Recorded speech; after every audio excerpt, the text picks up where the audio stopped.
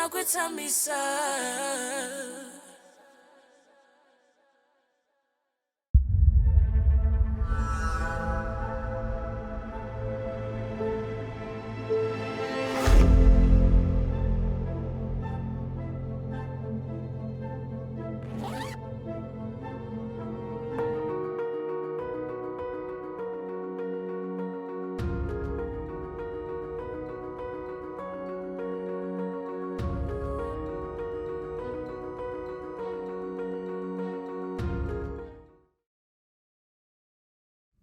Hi, welcome to Table Talk with Tamisa. I'm your host, Tamisa Hunter. Today we have some exciting things going on, but first, I want to start out with a positive affirmation, how I start my day out. And one would be, you are blessed, you are loved, and you are highly favored. So as we go through the episode, remember that you are blessed, you are highly favored. And stay tuned because we have a great guest, which her name is Charlene Brown, and she has an amazing, powerful story to share with all of us. We'll be right back.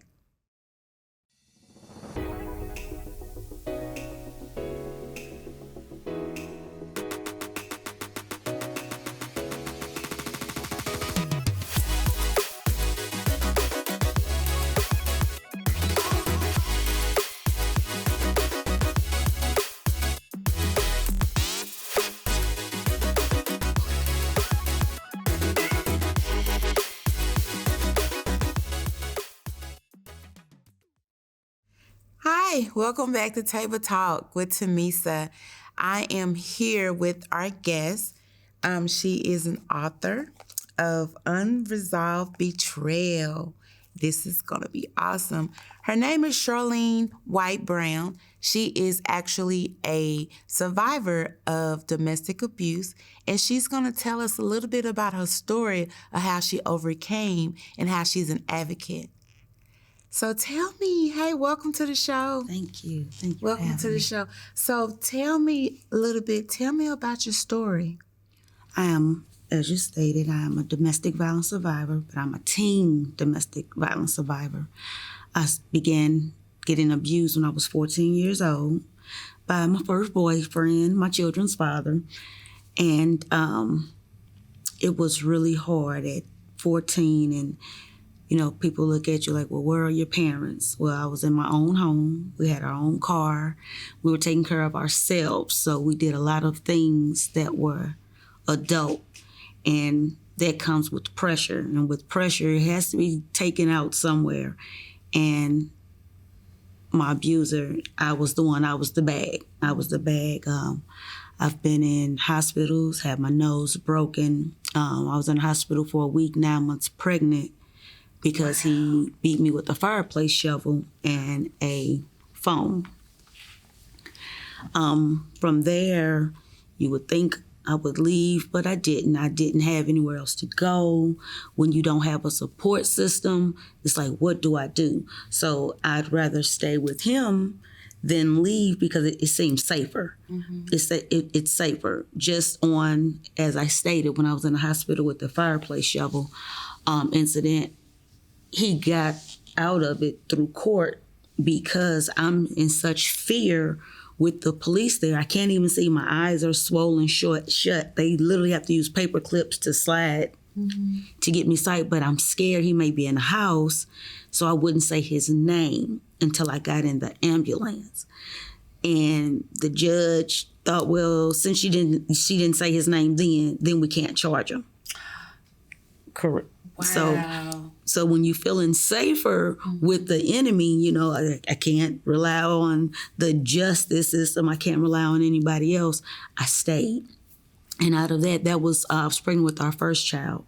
We have 3 children together. So you see, it's still a continued process. Mm-hmm. I didn't stop being abused in the home until I was 21. At 21, I got the strength to just leave. I just woke up one morning. Actually, it was like 2 months before my 21st. I woke up one morning. Mm-hmm. I called my brothers, my god brothers, and I was like, today is the day. And while he was out, they came with a moving truck. We moved everything. Only person who knew where I moved to that he knew of was his sister. And she didn't tell him for like 2 weeks. That's good. Okay. So it was hard, and it got harder after I left, because now I have 3 children, 3, 2, and 1. I've never had to take care of myself. Not to skip around so much, but I have to kind of go back to the point of at 14 and you don't have school clothes. And this person, he back then it was the drug era, he's selling rims off his car because he's away right now. He was in juvenile at the time to make sure I had school clothes. This is how I ate. This is my first kiss, my first everything. So it becomes hard. So when I did leave, he took everything. When I say he took everything, he took the people that I could rely on to say, okay, well, could you watch the kids while I go to school? Or, could you do this while I go to work? I had no one. So I had to just keep my faith. That's all I had. It's a faith walk. Right. I mean, having to be at work at 11, but you have to start catching buses at 6 in the morning to get your kids to a babysitter, then get back, and then try to make it to work. I don't have a phone. I need to use a phone to try to get someone to take me. Right. So you get hotline. I've been hotlined because of other people. I've been hotlined because of myself too. Let me take accountability for my own stuff. But when I did get hotline, this is the crazy part, for not having an adequate babysitter. And what happened was, through all of that, I had been trying to get daycare for 3 months. And the day that this particular situation happened, I did leave my children. I left my children. I went to work. I didn't have anybody. I still got to feed them. I still have to clothe them. And my job was literally like 5 or 6 minutes away. They were, I want to say 9, 8, and 7. And my youngest was probably 3. Okay. But anyway, the police came. And I was arrested, and the owner of the place I worked, he bailed me out of jail. So I called out to the welfare office to tell the caseworker I needed something speedy for this daycare. And you know what she's done? It's been taking me 3 months. On that phone, I told her what happened. She said, I'm going to start your daycare right now. So to God be the glory. No, that's not God be the glory, because I've been calling you for 3 months and you couldn't do it. It was at a touch of a button. Why couldn't it be a touch of a button before this happened to my children? Before this happened to me? Do you understand what I'm saying? I understand so what you're saying. when you're going through these things, it's like, I should have just stayed. At least I know I would have been taken care of. The kids would have been taken care of. I didn't have to work. I didn't have to do anything. I had people cleaning my home, taking care of my children's hair, whatever. So me starting as, let's say, a fresh 21-year-old in a world that you have to become accustomed to leaning on others. Right. It's hard. I can't imagine, because I didn't have, although I am a domestic violence survivor, I didn't have children. But I want you to pause right there, because this is so good. I want to make sure that our audience is understanding the power of being in that relationship.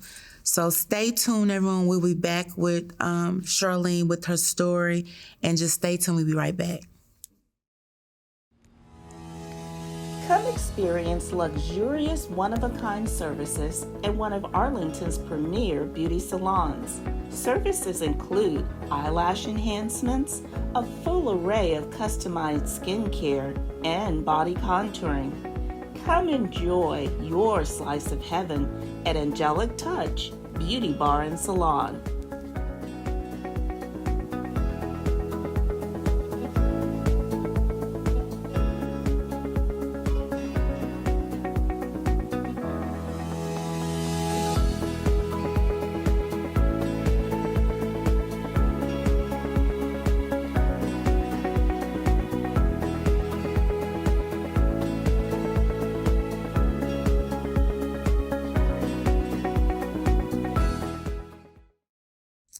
Welcome back to Table Talk. All right, we are still here with our guest, Miss Charlene, and we're just going to go into kind of talking about, so let me just make sure I understand. I understand it, but age 14, Yes. living in a household with an abuser. Yes. You end up having 3 children by the abuser. Yes. Didn't understand, didn't know why, didn't know how to leave because you didn't have any type of support or anything like that. And you actually ended up getting in trouble because you were trying to be a good mother to your children. So tell me what are you doing now at this time in your life to support yourself and your children and just overcoming that part of your life? Okay, well, I'm out here breaking generational curses. Let me say that first. Yes, Let me say that. yes. You named a lot of things with the teen pregnancy. I'm a mother and stepmother of 7 children. Ooh, I've been married. 7? Yes. I've been married for, it'll be 12 years in March. Well, congratulations. Thank you. So after all of this, there was still love in the air for me. Right now, as I wrote a book, I went back to school. I dropped out of school in like the first 30 days of my freshman year. Okay. But I went back to school. I got my GED. I went on to do you. some community college. I am licensed in 2 states for cosmetology. And we know I wrote a book. So I'm trying to do things that help build me up so my children can see that. And all 7 of them, they are great. All 7 have graduated. They've all went to college or the military. Only have one who has a child. My oldest has a son. Okay. But she's married, been married 9 years. My husband, he's wonderful. He's the first African-American in Missouri to have his tugboat license. So he drives. Tugboat? Yes, he drives What's a tugboat? They push the barges on the river. They the one who deliver all our goods. So if they behind, it wasn't my husband. It wasn't my husband this time. But he, push all the dry goods and stuff like that. Okay. So, I'm really just trying to put the past in the past, but it's a healing process, a daily healing process. It's a daily healing process. But I can say, for the most part, the faith in my walk. Yes.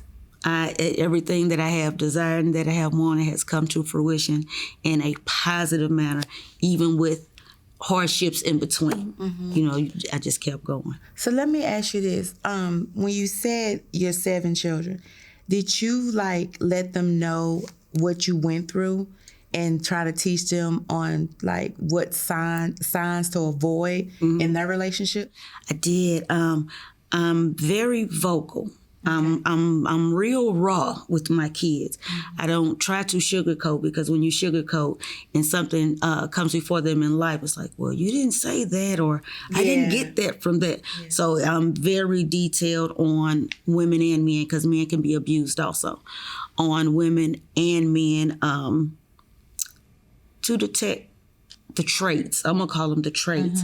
And with my friends, family, wherever I am speaking of it. I'm talking to women, I'm talking to men.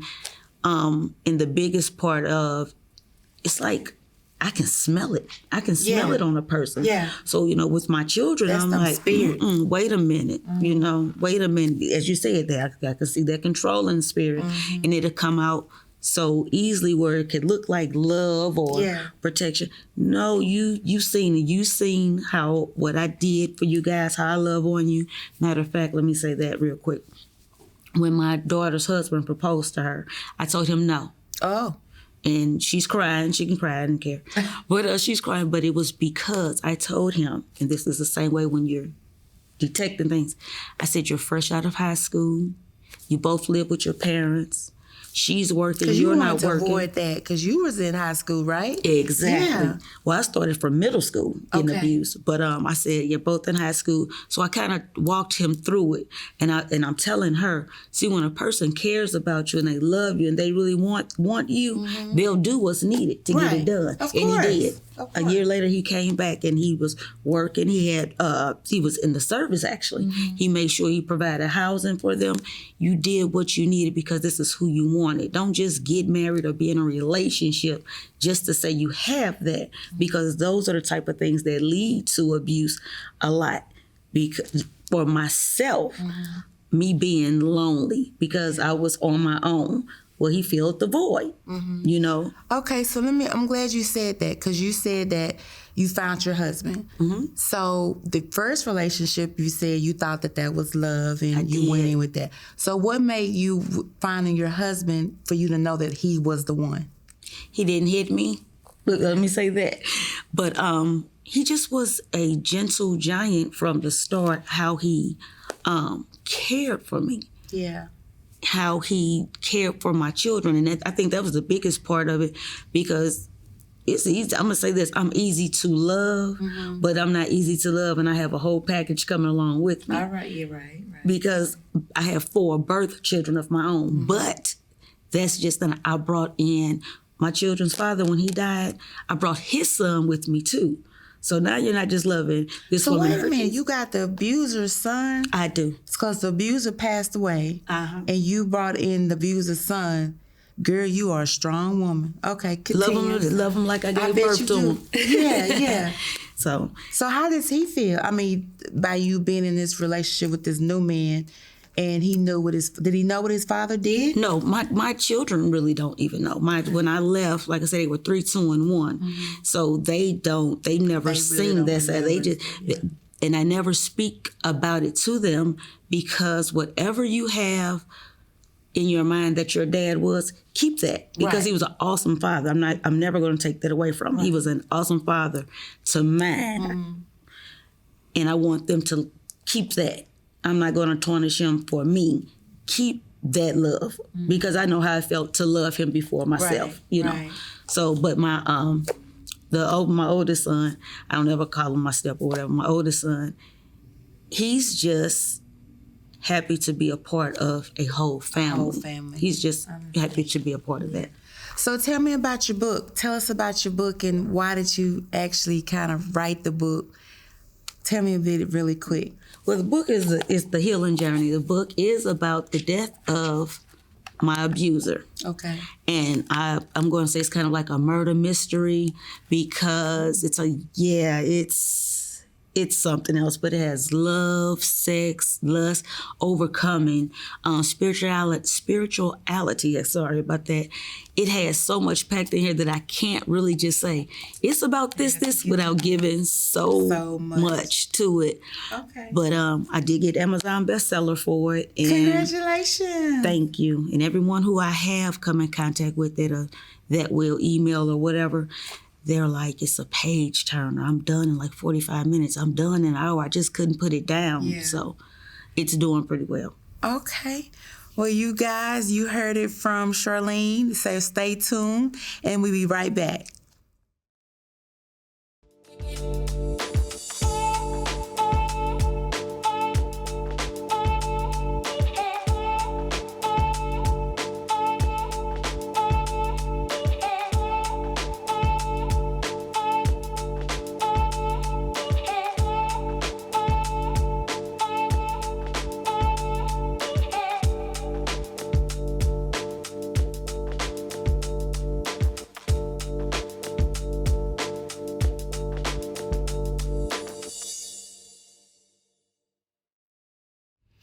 Thanks for returning back to Table Talk with Tamisa. We had a great show today, and I thank you guys for tuning in. I appreciate you guys for taking time out to be with us today and to hear our guest story, to kind of understand the life of domestic violence. Just remember and know that you're not by yourself and that you do have help. Please make sure you get out or call somebody to help you. In the meantime, if you want any information about us or our guests, go follow me. Go follow the show, Table Talk with Tamisa, on all social media, which is Table Talk with Tamisa. Or you can be happy to go to our website, which is TamisaHunter.com, and click on contact us at Table Talk with Tamisa, and someone will get back with you. We are praying for you. We are allocating for you, and we are here for you. So until next time, thanks for being at the table.